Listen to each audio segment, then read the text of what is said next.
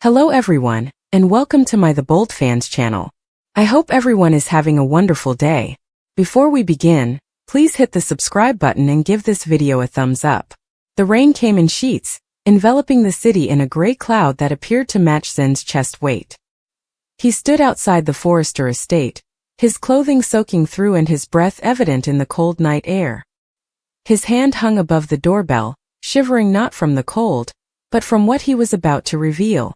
The words he'd said earlier that day, "She also slept with me that night," still seared in his throat, sharp and jagged like broken glass. He didn't mean to say it that way in front of everyone. However, no matter how deeply you buried it, the truth will eventually surface. Bridget sat at the dining room table, her hands clutched firmly over a mug of cold tea. Her eyes were crimson, her face pallid, and she grasped the DNA findings like a lifeline. The paper was crumpled now, the ink smudged from her hold, but the words were etched in her memory. "Will is not your son." She had taken the test 3 times hoping, praying for a different result. But science did not lie, even when it broke you. Will was upstairs, obliviously playing with his toy cars, his soft giggle cutting through the house's heavy calm. At 6 years old, he was too little to comprehend the storm forming below, too young to realize that his entire world was about to crumble. Bridget's heart wrenched at the memory of him, his brilliant eyes and wild hair, the way he'd throw his small arms around her neck and call her mommy. She'd been his mother in every way that mattered, except, unfortunately, biologically. Zende had known for several weeks. The guilt had consumed him, chewing at his insides until he could scarcely look at Bridget without feeling like a fraud. That night, the one he couldn't stop thinking about, was a mistake caused by anguish and too much booze. He and Bridget had become distant, their marriage dangling by a thread after years of strife. They'd lost a child, a daughter, 2 years before, and the sadness had torn a gap between them. Bridget had put herself into her work at the hospital, while Zende had immersed himself in his creations at Forrester Creations. They were strangers, sharing a house, a bed, and a life that no longer felt like their own. Zende had gone to a bar that night after a particularly vicious battle, hoping to find peace in the bottom of a glass. There he had run into her. He couldn't mention her name anymore without wincing. She was a colleague, a friend, and someone who had always been present on the outskirts of his life. They had spoken and joked, and then, in a blur of booze and desperation, they crossed a line. Zende had pledged to carry the memory of that night to his grave. However, secrets like truths eventually come to light. Bridget suspected something was wrong for months. Zende's late nights, his evasion, the way he flinched when she reached for him, all pointed to something she didn't want to confront. However, when Will's school requested a medical history update, and Bridget, ever the diligent doctor, conducted a routine DNA test to establish his blood type, the truth came tumbling down. The results didn't only show that Will wasn't hers, they pointed at something far worse. The indicators indicated a relationship with Zende, but not through her. She had addressed him that morning, her voice quivering as she held up the crumpled paper. "Zende, what is this?" she questioned, her eyes asking for a mistake. He'd frozen, his face a mask of remorse, and before he could stop himself, the words had poured out. "She also slept with me that night." The room had gone dead, the oxygen sucked out of it as Bridget's family, her mother, brother, cousins, stared horrified in disbelief. Zende had fled, unwilling to face the devastation he had caused, but now, hours later, he was back standing in the rain, knowing he had to confront her. The door opened before he could ring the bell. Bridget stood there, her expression a mix of tiredness and wrath. "Why are you here?" she inquired, her voice low and barely audible through the rain. "I needed to see you," Zende explained, his voice shaking. "I needed to explain." "There's nothing to explain," Bridget snarled, taking a step back without allowing him in. "You cheated on me. You lied to me. And Will." Her voice faltered, and she raised a hand to her mouth, holding back a sob. Zende's throat clenched. "Will isn't mine. He is still your son, Bridget. You have raised him. You've loved him." "Don't," she replied, her voice tight. "Don't you dare tell me what he means to me. You don't deserve to do that after what you've done." Zende moved forward, his sneakers squelching on the damp porch. "I did not know, Bridget. I promise I didn't realize she was pregnant. She never informed me." Bridget laughed bitterly, saying, I thought it was just one night. One night. Zende, you wrecked our family in just one night? Do you hear yourself? He flinched, the word stinging deeper than he had anticipated. I acknowledge that I made a mistake. I know I harmed you. But I adore you, Bridget. I adore Will. I want to solve this. But you can't, she exclaimed, her voice ringing across the darkness. You cannot undo a child, Zende. You can't change the fact that you slept with someone else, and now there's a boy upstairs who isn't mine, who I've loved and reared, and... She paused, tears flowing down her cheeks, her hands trembling as she grasped the doorframe for support. Zende longed to reach for her, draw her into his arms and ask her forgiveness, but he knew she would shove him away. Instead, he stood there, rain falling from his hair and his heart racing. I'll do whatever it takes, he replied calmly. I will leave Forrester. I will go to treatment. I'll do anything to make things right. Bridget shook her head, her gaze remote. You don't understand, do you? This is not about quitting your work or going to treatment. This is about trust. This is about the fact that every time I look at Will now, I wonder if he realizes I'm not his real mother. Do you know what that's like, Zende? Do you have any ideas? He did not. He could not. He'd never carried a child, felt the tie of motherhood, or had to confront the heartbreaking truth of discovering the child you'd reared wasn't your own. All he could do was stand there, mute, as the rain soaked through his jacket and the weight of his faults crushed him. Bridget dried her tears and spoke steadily. You need to leave. I can't do it right now. I can't look at you without seeing her. Not see what you did. Bridget, Zende begged, his voice quivering. Do not shut me out. Not now. You shut me out the moment you made that decision, she remarked coldly and definitively. She took a step back and closed the door, the sound of the lock louder than the thunder overhead. Zende stood there staring at the closed door, the rain wiping away tears he had no idea were pouring. He wasn't sure how long he stayed there, but he eventually turned and walked back to his car, the weight of his deeds heavier than before. Inside, Bridget collapsed to the floor, her back against the door, clutching the DNA results in her hand. She could hear Will upstairs humming to himself, unconcerned by the sorrow that was driving his family apart. She wanted to go to him, hold him and pretend nothing was happening, but she couldn't move. Her body felt heavy, and her heart had broken into pieces too little to put back together. The days after were a haze of silence and agony. Bridget went about her day like a ghost, going to work, cooking Will's breakfast, reading him bedtime stories, all while bearing the painful reality. Zende slept in a motel and called every day, leaving voicemails that she did not answer. She wasn't sure whether she could ever forgive him, or if she could look at him without seeing the treachery. Will, sensing the stress but unable to comprehend it, became quieter, his customary chatter replaced by extended lengths of silence. One night, when Bridget put him into bed, he inquired, Is Daddy coming home soon? Bridget's heart stopped. She attempted a grin, wiping a curl off his brow. I don't know, sweetheart, she replied softly. But I am here. I'll always be here, Will said, seemingly satisfied, before closing his eyes. But Bridget remained by his side long after he had fallen asleep, her hand resting on his, tears softly pouring onto the blanket. She had no idea how to proceed, how to be a mother to a child who was not her own, or how to love Zende again after what he had done. All she knew was that she couldn't let go of Will or the family she had created, even if it was based on a lie. Weeks progressed into months, and the gap between Bridget and Zende widened. He attempted to make amends by attending therapy, writing letters, and even contacting the other woman to confirm the truth about Will's origins. She revealed over the phone, her voice chilly and aloof, that she had never wanted to be a mother, and had left Will with Zende's family because she knew Bridget would raise him better. It was a horrible twist of fate that left Zende stunned and Bridget hollow. Bridget sat by the window one evening, watching the first snowflakes of the season fall. Will was at a friend's house, and the silence in the empty mansion was oppressive. She'd been furious and hurting for so long that she'd forgotten how it felt to hope. But as she sat there, she realized something. Will was more than simply a symbol of Zende's betrayal. He was her son in every way that counted. She'd changed his diapers, calmed his nightmares, and rejoiced at his soccer games. Biology did not define that love. It couldn't.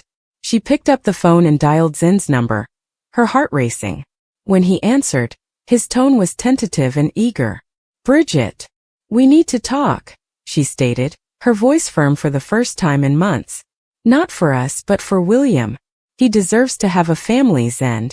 Zende paused for a bit before speaking, his voice thick with emotion. "I will do anything, Bridget. Anything." She wasn't sure if they could recreate what they'd lost, or if love could withstand such betrayal. But Will was willing to give it her best shot. Will's pain, doubt, and heartbreak would not deter her, because this is what mothers did. So as the snow fell outside, blanketing the world in silence, Bridget took the first step toward healing.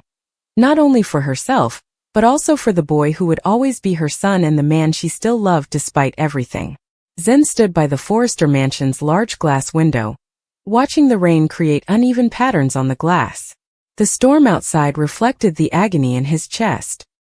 He expected the night before to bring him serenity, if not closure, but instead it left him with questions that stabbed at his head like sharp glass.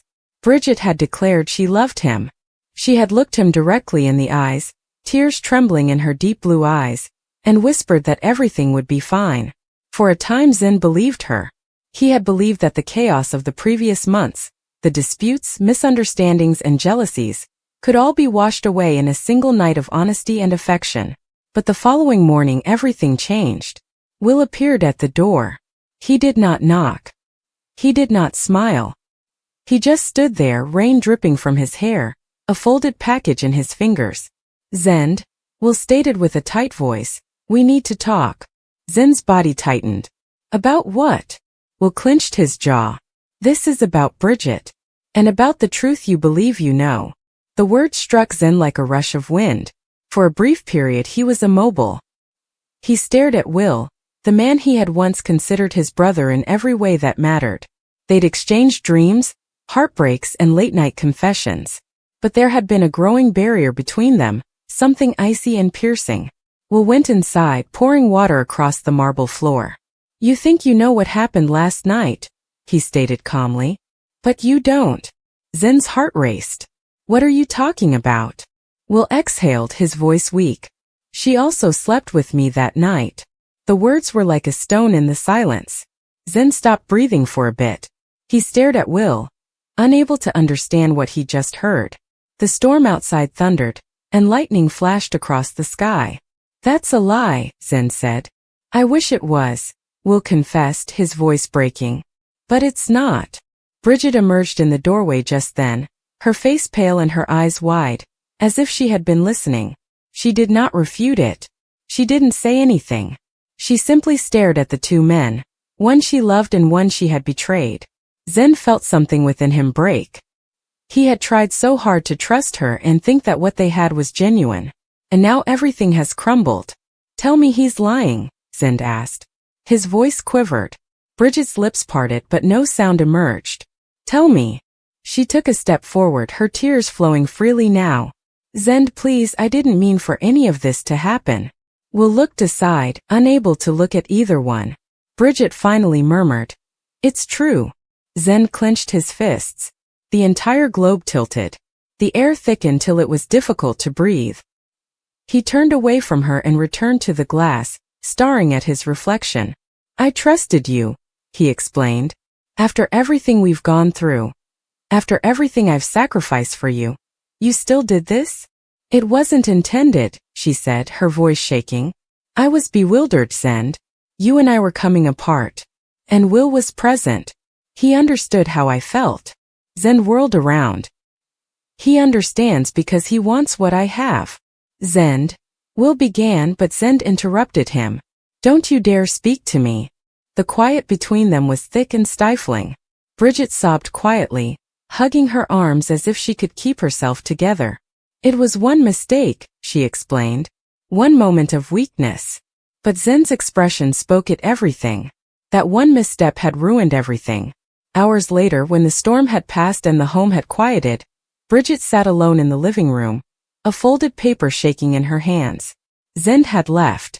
Will had followed him, attempting to explain, but she realized nothing could help anymore. She gazed at the white paper, which had a hospital logo neatly printed at the top. The DNA test results. Her tears distorted the words, but she knew exactly what they stated. When Zende returned the following day, the mansion was cold and quiet. He hadn't intended to stay long. He'd only returned for his belongings, but when he saw Bridget sitting there, eyes red and hollow, something inside him melted for a split second. She stood up gently. "I didn't want it to come to this," she said quietly. Zende said nothing. "I completed the test," she explained, handing him the envelope. He frowned. "What test?" "The DNA test," she explained. "You deserve to know." His hands trembled as he glanced at the paper. "Know what?" Her voice cracked. "About the baby." The world appeared to pause. "Are you pregnant?" She nodded. Zende's voice was barely above a whisper. "And you don't know whose it is?" "I wanted to believe it was yours," she sobbed. "But I had to know for sure."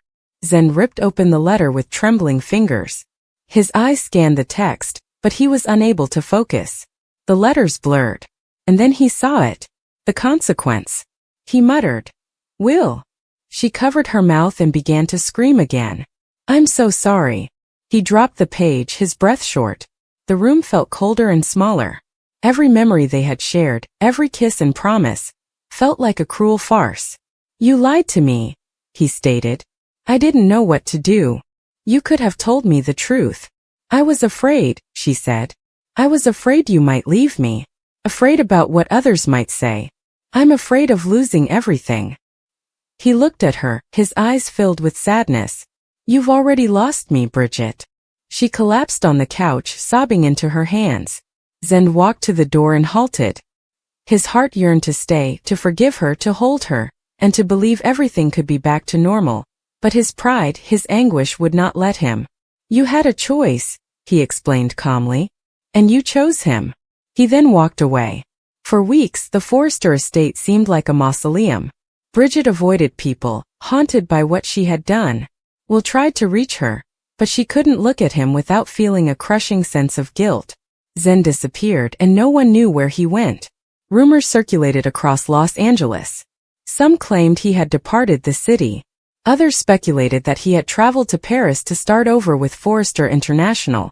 But the truth was, Zende no longer knew where he belonged. He found himself roaming around the streets late at night, revisiting every moment he'd had with Bridget, the laughter, the quiet discussions, the way she'd hold his hand and make everything feel good. Then there was the look she gave when she confessed. Her voice quivered as she apologized. One night, he sat by the water, the waves breaking softly against the coast. He pulled out a photo of the three of them, Zende, Bridget, and Will, taken only a year ago. They were happy and carefree. Neither of them knew what the future held. He tore the photograph in half. Months passed before fate brought them back together. It happened at a hospital of all places. Bridget worked late, still in her lab coat, her eyes sleepy but resolute. Zende had come in for a meeting to discuss a charity project for children's health. They had not seen each other since that night. When their gazes connected, time seems to stand still. "Zende," she whispered. "Bridget." There was so much between them. Unspoken words, feelings buried in months of stillness. "I heard about the baby," he replied gently. She nodded. "He is healthy. His name is Liam." Zende's throat clenched. "Will's." She paused and then nodded again. "Yes." He swallowed hard. "He looks like you." "Thank you," she said softly, her eyes watering.